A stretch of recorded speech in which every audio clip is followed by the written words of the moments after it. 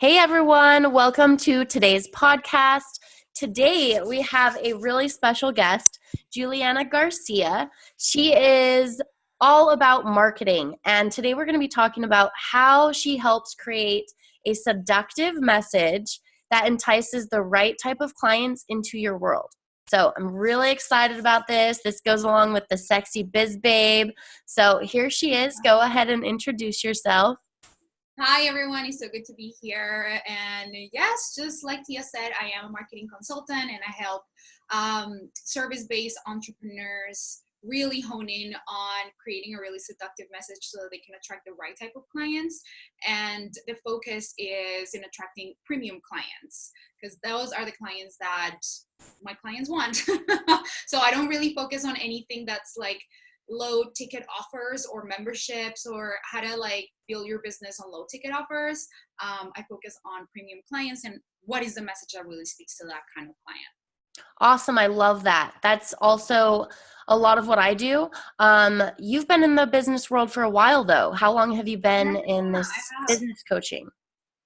So 5 years. I started my business coaching. Actually, 2013 is when I started my first business. It was actually a software company that I started, and that's the first business that I had.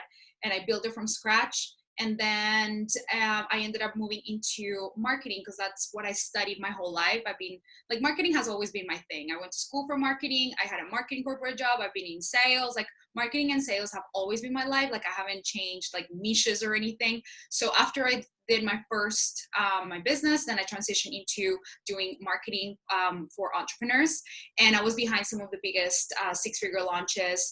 I managed one of Tony Robbins' partners launch for their business, like similar to Business Mastery, and I was basically doing a lot of like really masculine kind of ways of doing marketing, like lots of webinars, ads. So I would manage a team of people, and to a certain point, it just kind of got tiring and exhausting because it just wasn't the marketing that I really felt was in alignment with me. So there I was kind of like working with like amazing people in the coaching space, doing their launches, but I was just like, oh, my soul was just, it was just not in alignment.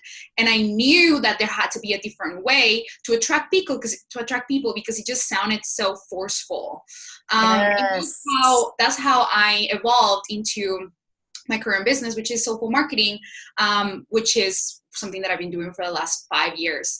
And that is essentially how the seductive messaging started, because it's all about like creating that connection where people are desiring you instead of you pushing them into an action. Yes. Oh my gosh, I'm all about that. That's so funny. We have a very similar yet very different way. So I also was in marketing for like 7 years working for corporate, and I also felt the same way. And I was just like grind, grind, grind, grind, grind, and I just couldn't keep up with it, and it didn't feel good to me anymore. So that is so awesome. So what helped you switch, like your tactics? How was that switch for you? I mean, I remember when I was working well, number one, I got sick. I got adrenal fatigue, and that forced me to slow down. That was in 2015. I got adrenal fatigue that forced me to slow down and just, I couldn't take a day off because I was managing like 3 launches at the time. It was a lot of work. So yes, I was good. I've always, been good at what I do. And I know a lot about digital marketing, but it was at the cost of my health and at the cost of my happiness. And my body like drove me to slow down and reconsider my options. So it was kind of like a forceful move, like transition. It wasn't like one day I just decided that it was all going to change. No, it was not pretty. Yeah, that And seems to happen with a lot of people though. That happened to me before. I got laid off when I didn't like a job, or I got sick. I broke my leg when I was grinding too hard. But it's sometimes like you got to really value your health, otherwise the universe is going to kick you out. yeah, basically. So that's kind of like the turning point for me. I just really knew that there was something missing, and that it was my journey to discover my truth. This is why you see here that I'm all about exposing your truth. I love it. Because I believe that that is what was missing for me. Like, I was hiding behind this identity of, oh, I like help big names with their launches, and I'm like, I feel really smart and really good, but then then after that, I was just like, no, this is not me. I don't do marketing this way. And so for other people, it may be just they feel out of alignment with their job or whatever it is that they're doing. But for me, the way that I was operating did not feel in alignment anymore. And I noticed that I was hiding behind that identity and I wasn't really showing my truth, who I really was. And so that really started the shift for me. I started creating a personal brand based on my experiences and really sharing with people the layers of who I really am and my vulnerabilities. And then also, obviously, also my expertise, because you need both. You can't just be vulnerable online. Yeah. Like, it has to be backed by your expertise and your results. And so I started creating a brand that was that attracted people to my essence, to my true essence. Awesome. And I developed after a while this methodology where I got my clients to uncover their own unique message and strategically speak to the right clients that they desire. And some of my clients are getting amazing results. Like one of my clients just had a $100,000 month, and we only started working together in November last year.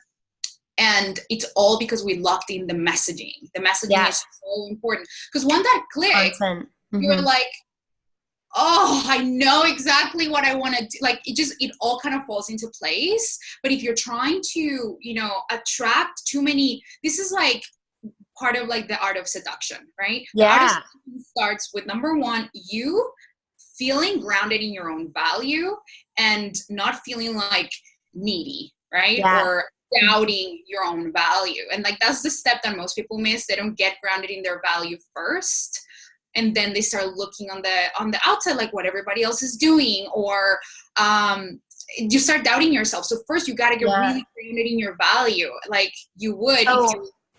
How do you kind of get grounded in your value, to tell my audience? Like, what does that mean? What's maybe a couple tips on like really grounding in that? Getting grounded in your value starts with you. I mean, there's a couple of ways to do it. I'm just going to give you a really practical step. So think about the people that you have worked with in the past, okay? And think about what would have happened if they never worked with you. That is a great one. Yep. Make a list. Make a list, you guys. This could be a little homework. Yeah. Where would they be? Where would they be, right? And really get clear on what are the possibilities of people who are out there in the world right now who are not getting your help. Right? And understand that they're craving support so much. And the first step is for you to believe that the value that you can bring into their lives will be transformational. And the easiest way to do that is look at the evidence that you have around you that you have been able to help people, whether it's one or whether it's 1,000, doesn't matter. But it's getting grounded in your own value and getting sold on the idea that you can help. Like, why does your program why are you so lit up about your program or whatever it is that you're offering? Like, what is the mission that you're here to accomplish? And like, what makes you come alive? And giving that more weight than the doubt yes. The doubt, so and it's all just rewiring your brain into believing that what is over here, where you want to believe like your program is epic, that in your own value weighs more than everything else. But we're just not wired like that as human beings, right? And so it's important that we just shift our focus and like every single day to make sure that we're selling ourselves on our own value. Because if we can't sell ourselves in our own value, it's going to be very difficult to enroll in, especially if you're a client in your programs. Yeah, I actually told my client that same thing yesterday. I was like, okay, what if they don't work with you? What happens? And she wrote a whole long thing. And you have to understand that when you're coming from selling, because I know a lot of people struggle with selling. They're like, oh, I don't want to be pushy or sleazy or salesy.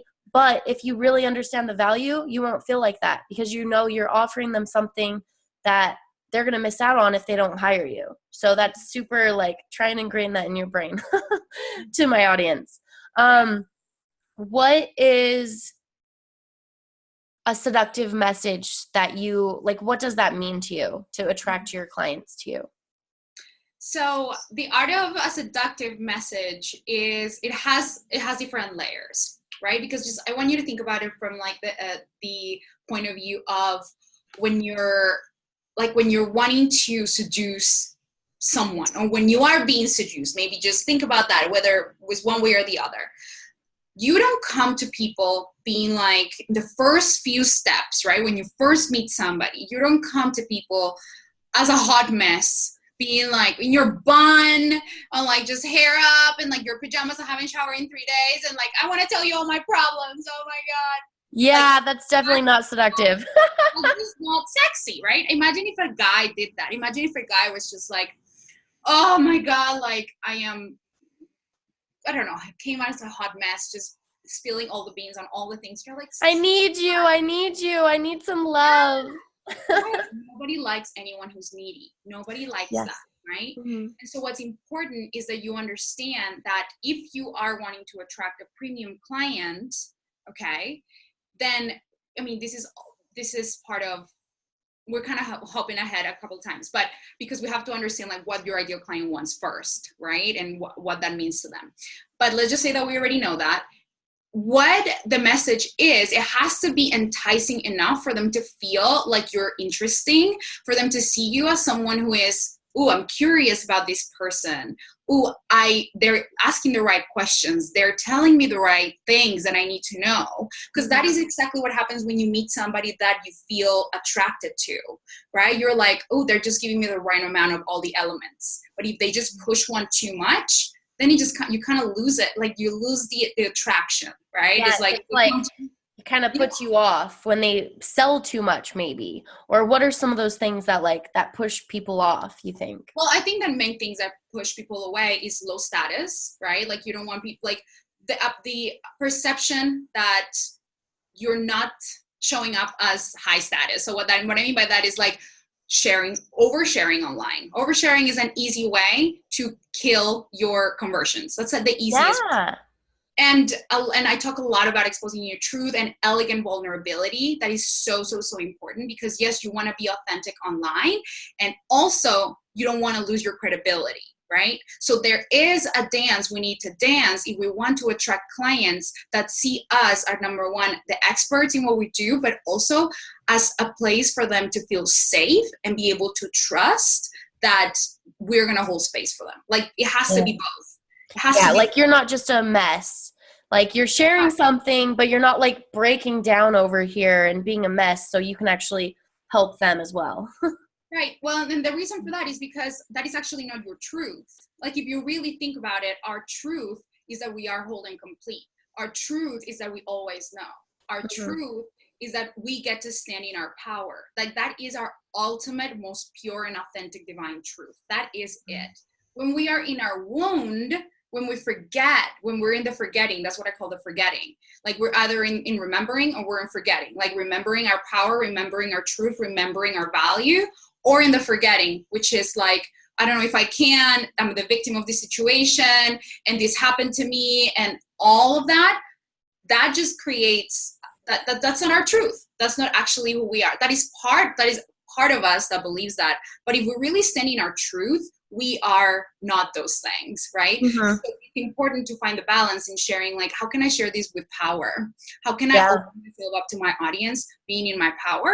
And how can I share things that are going to seduce them to come and to see me as somebody who is safe for them to share with me and who can actually help them. So that is the easiest way to shift to like improve your conversions. If you are showing up online and if you're like sharing everything and you're still not converting, look at the quality of content that you're creating. And if you shift that, like literally you just make that shift, if you come from a place of power versus a place of victimhood, people are going to start seeing you differently. It takes a while to kind of come back.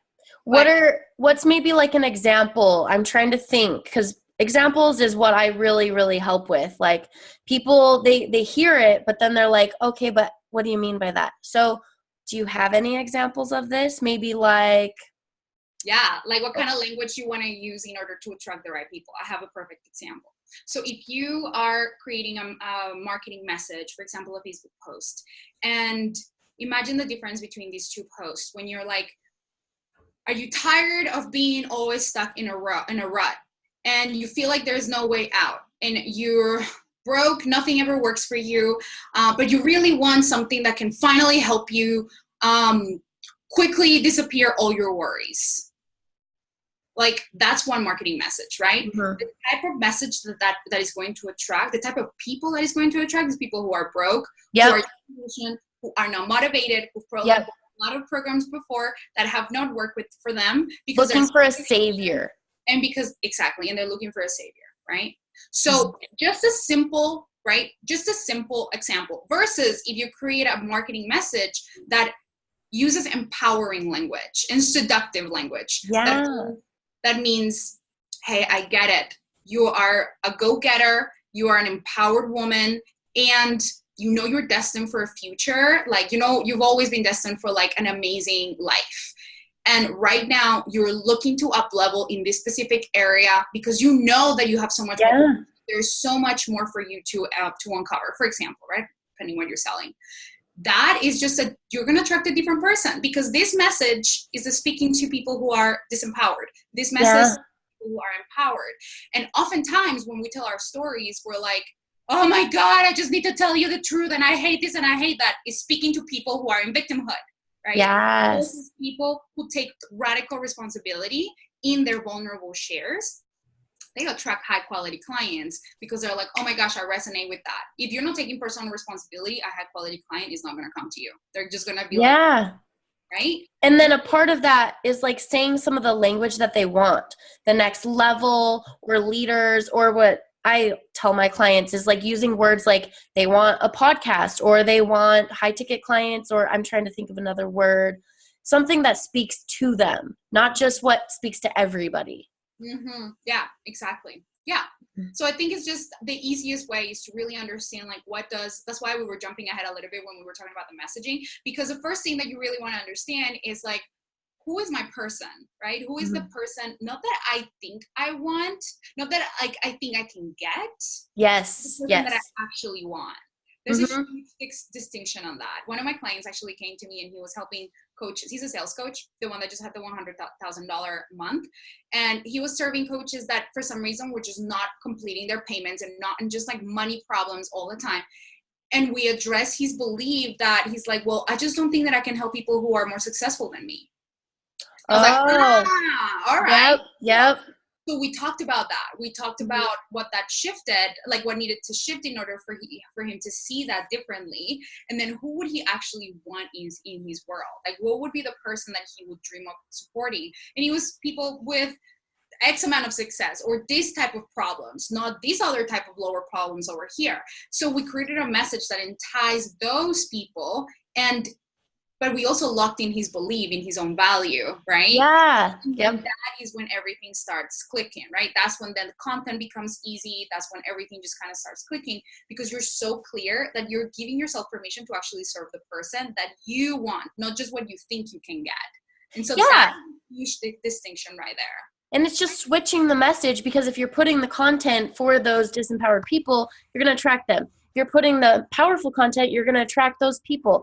And trying to get that into their brain for sometimes is hard, and believing the value. My client yesterday was like, I just don't know if my clients or the people in my group are ready, or I haven't like been here long enough. I'm like, well, right now you're speaking to the disempowered people now that you say that, and you just need to speak to the other people and they'll come out to you because they noticed the messaging. And like it's sometimes hard for them to think that it's just a simple shift. Yeah, exactly. Yeah, because I mean, the questions that come up is like, well, what if they don't come to me? Where are they? Where are the impact people? Where are those clients? I don't have them in my network. I don't, so those are all beliefs that get to be changed and shifted. Because like you don't need to then build a new audience with like 100,000 people. You can have the same audience with a couple of people that are ready to step up, and you start with those and then you continue building. But it's just about, here's the thing, is like part of like the art of seduction is consistency and is being able to show up. Because imagine you're not attracted to somebody who's like in one day and doesn't message you for like 3 days and then comes back and he's like, ooh, hey, like, do you want to get together again? Or you lose attraction, right? Like you lose attraction, you guys kind of in and out. So that's why it's so important, if you want your income to be consistent, that you create a consistent message that is aligned with the type of client that you want to attract, and that you should. But if you do it literally, if you do it for 90 days straight, you're gonna find the people that are the selective ones that are going to want to work with you. But the problem is, like, a lot of people don't have the patience, right? And they're like, I posted for 7 days straight, it's not working. Yep, it's that consistency. Keep pursuing and keep the same messaging. I really love that. And they do. They're like, well, where are they? They're not coming. All these other little stragglers are coming. And gotta stay consistent. I love that.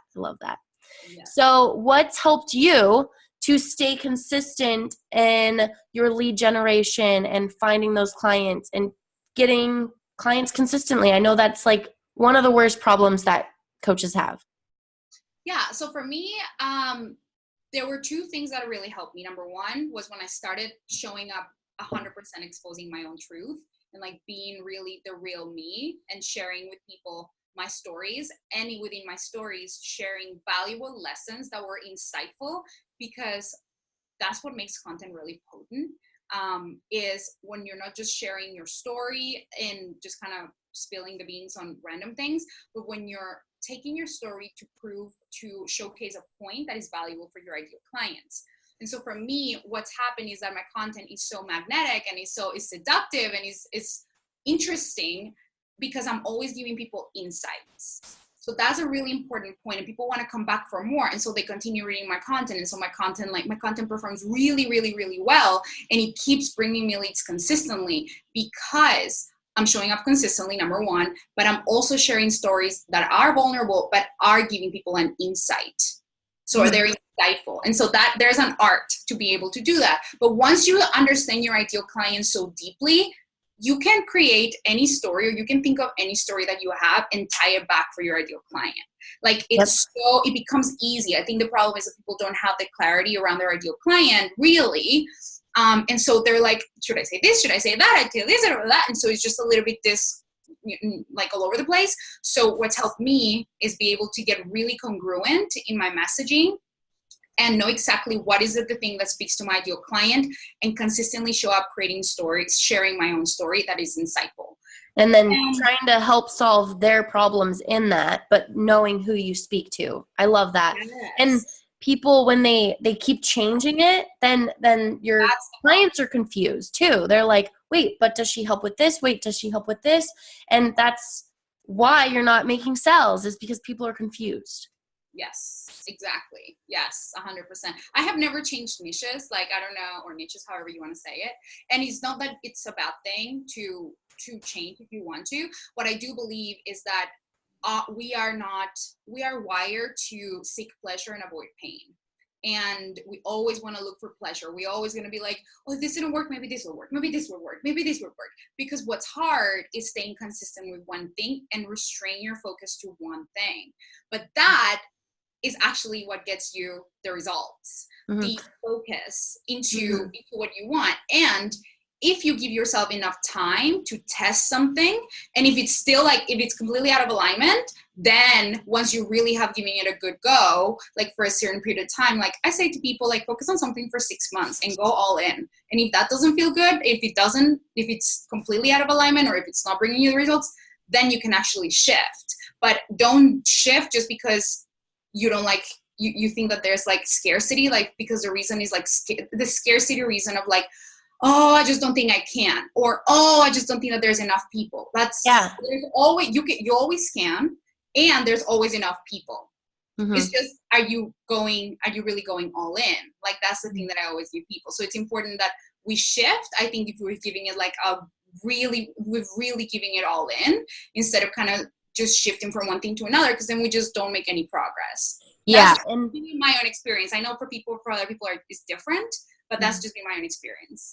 Yeah, for me, I'm all about what I'm most passionate about, because if I lose focus or lose my joy around a specific client, I'm like, I need to hit the next level. So it's changing around what I'm passionate about.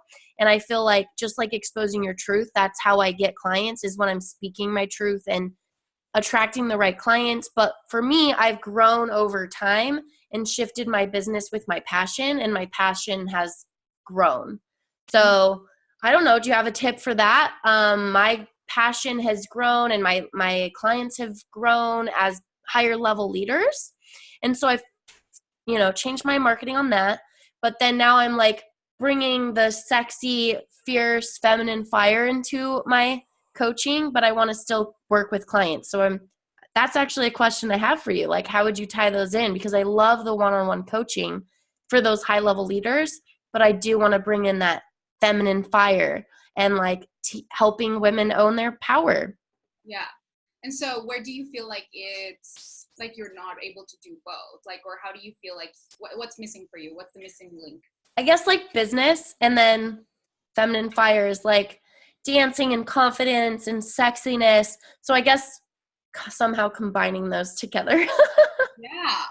Are you doing it now? How are you combining? I guess I've tried to separate them, and I'm like, I want to bring them together because I love both of it. And the clients I have now actually love that about me. They're like, I love that you're sexy and pole dancing and you speak about women's empowerment. And so I'm like, okay, I just need to like squish it together. Cause I tried to do it separately where I was like, oh, I'm going to do a feminine fire workshop where it's not as much about business. And that I didn't like that. Yeah. Because it was attracting people who didn't have confidence. And that's not, I wanted the leaders who didn't have the fire and the confidence in their business. So it's like. So what I would recommend is that you look at how can you create your own unique methodology or your own unique process where that becomes an essential part of getting the results in your business. Yeah. I'm gonna have to like think about that. Use part of that. And of course, I mean, if your clients like that, or if your clients are craving that too, then obviously, and you're saying that they are, so perfect. So how can you then infuse some of that in your own methodology that you take your clients through? And you can, when you create your own methodology or your own way of doing things, you can guide people through whether it's one-on-one or whether it's in a group program. And that's something that I help my clients do. Like, what is the unique process or the unique method or unique flavor that your brand has and that people can trust? That I'm like, oh, I can see the path. I know that you're going to help me with these 3 key areas. I don't know, it doesn't matter the order, it doesn't matter this or that, or the number of steps.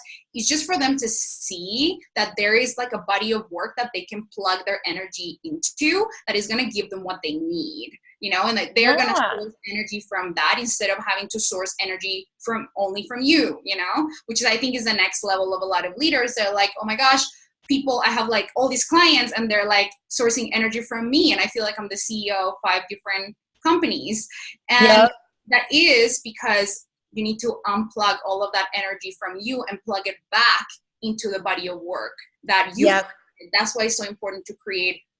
It's kind of like a part of your business that people can like plug into, and you give your energy to that, you put all your knowledge into that methodology, and that just takes a life of its own, so that it's not just limited to you, but it's unlimited to as many people as can plug into the energy of the body. Yeah, I love that. That makes me think of at the beginning of my business, I felt like I was like trying to help them too much, and some of them I would attract stragglers, or like I had to like help them with mindset a little too much and not the business. So I love that, because you don't want to feel like that in a coaching business. You don't want to feel like you're doing their work. Mm-hmm.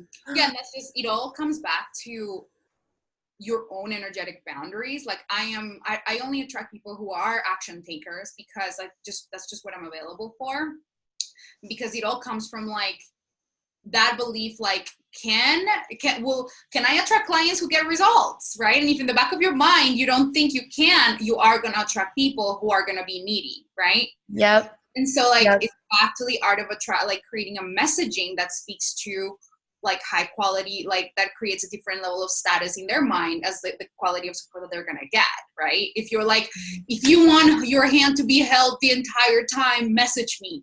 Well, yeah, it's going to happen, It's like, it's actually very simple.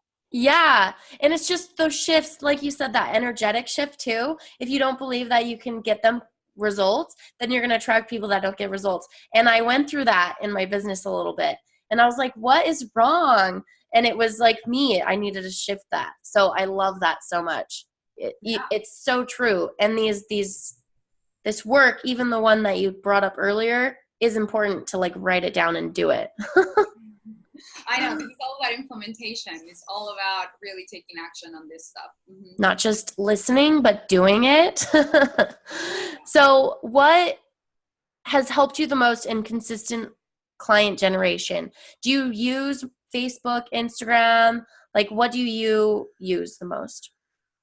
So I think number one, the biggest thing for me has been deliver an epic result, deliver an epic experience for people, because then they refer you to a bunch of people. But that's like step one. That helps your business. If relying on referrals, it's good, but it's not scalable. So it's a good thing, but that it also keeps like a steady foundation of always being able to attract clients, because you're delivering an epic experience. So that's been really important. The second thing is, for me, I build my entire personal brand on Facebook. And so it has been about really exposing my truth, sharing with people my expertise, and being really educational and of service. Like, I'm always thinking when I create my content, am I being helpful? Is this helpful to my people? Is this serving anyone else other than just me? And then I just shift my mindset, and then I write from that place, because it's about helping people trust me and know that I get what they need. I understand what they need. So creating content consistently on Facebook has really helped me, and then redistributing that on Instagram. I've had clients that come from Instagram, but I think my Facebook for me has been the biggest generator. And I just keep my strategy really simple. Like, I have what I call like the perfect appointment funnel, which is something that I help my clients with. Nice. Just how to take clients from, being a lurker to actually being a paid client without any complicated funnels. And so yeah. So have you done paid ads and stuff? Yeah, I mean, all I knew, but from back in my days of doing launches, was paid ads. That was all I knew. And so I have implemented paid ads, but it just wasn't how I wanted to create scalability in my business, because I was hiding when I was doing the ads. I was like, I don't want to post on my personal page. I don't want anyone to know anything about me. I want to keep that separate. And I had to do so much work to get over my fears of showing my truth online and just like getting started. And that happened that was 3 years ago. And then when I did it, it was just like magnetic. Yeah. And people just started noticing. So I did the Expose Your Truth challenge, which is actually, you guys can get it, is a 45-page PDF that gives you prompts every single day for 30 days, where you literally expose your truth online, and you do it with elegant vulnerability. So you do that's not going to kill your positioning. So I did that on my own. It was just like a download from the universe. And that really created a lot of magnetism. I tripled my audience within 30 days. I signed $15,000 clients. It was amazing. Yeah. So that really started kind of like the effect of this snowball effect for me to consistently create content and for me to build my audience. So those have been like my main sources of lead generation. I'm not doing paid ads right now because I don't really need to, but it's something that I know that as I launch my new group program is going to be for my next year. Awesome. So where can they find that Expose Your Truth? Yeah, so you guys can go to julianagarcia.com/expose. So exposed with a D at the end, exposed. Okay. And I'm all about vulnerability. So how did you get out of this? Like, I have to be perfect and be able to share your truth. And then also why it was worth it for getting clients, because I know I have listeners that they're like, oh, because I'm very vulnerable online, and they're like, oh, but I can't do that, or I don't know, like that's not business, or I don't know, they just don't believe that it's helpful, or I don't know. What would you tell to those people? Well, I think that it depends. Here's the thing. This is what it says on my website, and I'm just going to repeat it over again, you guys, because this is so important. If you go to my website, you'll see this, but people are not buying from perfection anymore. That is like old news. Yep. When I was doing ads and launches, that was the way. This was 4 years ago, but now people want to connect with brands that actually are showing more of their truth. And this is like there's absolutely no way in changing that.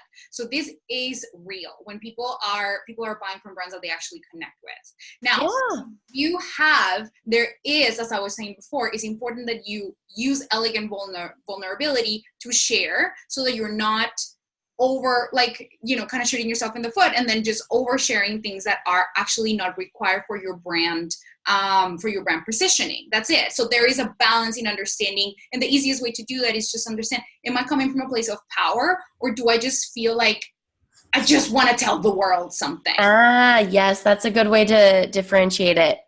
Because that it's no longer, it's just like it's like an emotional response to a desire to be heard.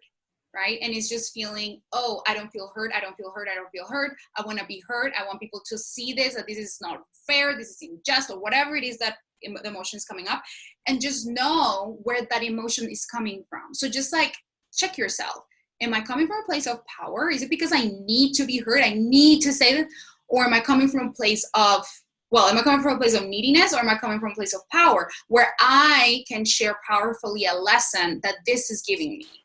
Yeah. Yes, and I love that. Because it's easier just to be like, I'll just tell you everything. Here's my shit.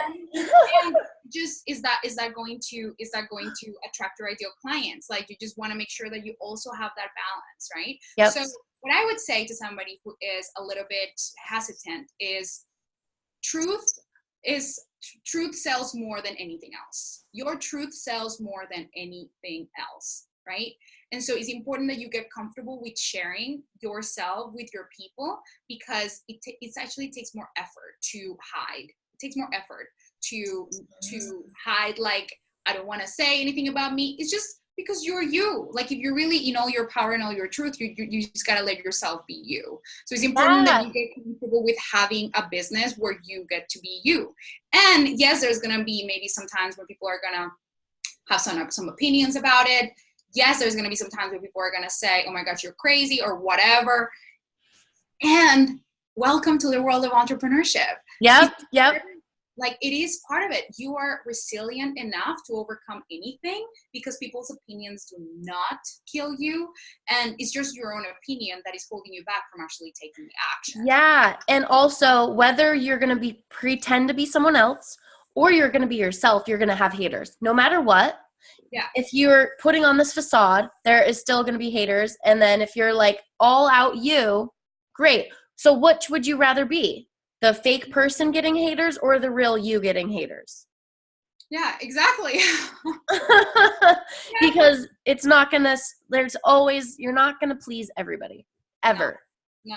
So I think that is fabulous. I love that, how you broke that down. Oh, one last question was, how did that change in your business when you were just being, like, not exposing your truth, it was more just the brand and the message and the Facebook ads, versus when you have clients, when you're exposing your truth and you're more vulnerable? Did you notice like a change? I mean, I just started getting the right type of clients. So like, that was huge, because I was continuing to work with people that I didn't want to work with. Like in 2015, I was working with clients that were coming to me for more launches and more ads and more things that I did not want to do. And I was out of alignment. I was not being real with myself. And then when I decided to step all in and expose my truth, number one, I started attracting the right clients, but I started also helping people be more bold online, so inspiring other people, which is, sure, that's not clients right now, but I know that those people have been following me for a while and have become clients later on. So you start just nurturing, your truth has so much impact that, and now I honestly wake up every day and I just feel like I'm living full out. Like I'm not living behind, it's a different sensation. I don't feel like the discomfort is different. There's still discomfort, but it's not the discomfort of like, I'm not living my best life. I'm not stepping in my truth. Why am I not doing this? Like that was kind of like the talk before. Now it's just like, oh my gosh, I'm going to say this and it's going to be scary. Oh my gosh, I don't know how it's going to sound. Oh my God. Yes. I'm going to say this and I don't know how it's going to, but I do it. And then I go to bed and I just tell myself, girl, you kicked ass today. I'm so proud of you. Yes, I love that. It's just a different sense of discomfort. Yeah. It's still uncomfortable. And I don't want you guys to think that it's not uncomfortable, because a lot of people are like, you should all feel easy and effortless and there's no discomfort. look, bullshit. Okay, I'm gonna Yep. call bullshit. I actually talk about this in my group. I have an entire series where I expose the truth on what it takes to build a multiple six-figure business online, and I interview a bunch of my friends who are huge six-figure brands and seven-figure brands, and we talk about the real stuff, and they all say the same thing. It's not that the discomfort goes away, it's just that it's a different level, a higher level of discomfort. You still, let's just say you still have money problems, but you just have different money problems. You're like, oh my gosh, I have to pay this much for taxes. Oh my gosh, I have to hire this much for the team. Oh my gosh, I have to meet payroll. Okay. Yep. Just different problems. So if you're an entrepreneurship or you started your business because you think it was going to be easier than a 9 to 5, I actually think that it's not. It's and not. A lot of people could actually have a better life if they just do a 9 to 5, happier, less all the things, you know.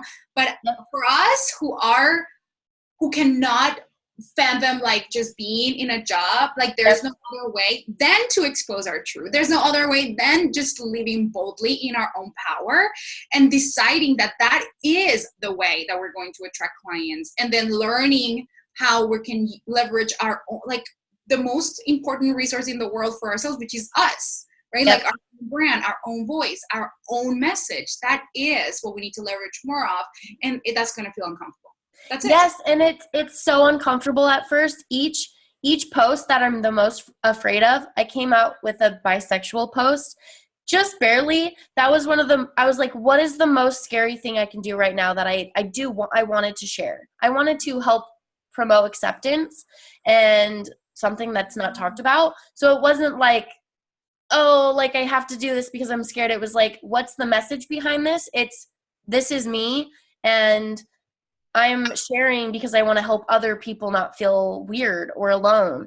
And so those posts feel powerful when I let my true self out. Like, and then I get the most noise from all of those scary posts that are more powerful. And it is a good feeling, because a lot of people sometimes message me and they're like, oh, I am too. Or I have this one story that someone from Nigeria was like, I have those feelings too, and they're illegal. And it made her feel like she wasn't alone, even though she can't act on them. She was talking to me, and it like touched my heart, even though I shared something that was very scary for me. Right. It's so beautiful. And now who knows what the ripple effect of that post is going to be. It's so beautiful. So yeah. It pays off in so many ways. And it is scary. Like the people who are in my group who are doing the 30-day Expose Your Truth challenge, like I just get the most amazing messages saying like, this is so liberating. Like it is like a spiritual journey to really let yourself be seen. It's a spiritual journey. It's not just like writing content. Like there's like so much discovery and so much forgiveness, because as you think about the stories that you want to share with your people, if you want to come from a place of power, you can be sharing from a victimhood lens. So you are forced to look at, how did this help me? Yep. What is the wisdom that I can share with my audience here? And that is what creates epic content. But that is like a human experience, and then that is a magnetic. It's just so amazing. That's why I love that challenge. It changed my life. It's changing people's lives in there. So if you guys want to join, definitely you can do it at your own pace. But even if you don't, have the courage to step up and really speak your own truth, because that is what creates magnetism. That is what creates seduction. That is what creates the most seductive message that you can possibly create. It is. Just like Brene Brown, vulnerability. And my most vulnerable post, oh my gosh, I've talked about this in some of my podcasts, but I just got to tell you, it brought me and my dad together, and it helped healing with me and my mom. From a post I was so scared to share about, and it literally changed my life, and it brought a $10,000 client into my life as well. Yeah. It's like an all-in-one. Like once you're doing this and you're fully you and your brand and you're loving your life, it's just all encompassing. Amen. This was amazing. I loved having you on. I loved the seductive messages, and this is so amazing. So is there anything else you'd like to add before we go? No, that's all. I think if you guys want to learn how to expose your truth, if you want an easy way to get like your feet wet, or if you want to take your content to the next level and really go all in, definitely get my Expose Your Truth challenge at julianagarcia.com/exposed. You can download it, join my group. I give you support in there. There's so many other people doing it, and amazing things are going on in there. So definitely is my gift to you and to the world. It changed my life. And people are saying that they can't believe that that's not a paid program, but I'm going to keep it. I think I might turn it into a paid program. I don't know. But for now, it's free. So until I turn it into a paid program, you guys can get it for free. It's amazing. So that's Yes. I want to Break yourself open. And you know what? I'm going to join too. This sounds great. I want to join in on the noise and the fun, share some truth. And thank you so much for being on my podcast. Absolutely. Thank you for having me.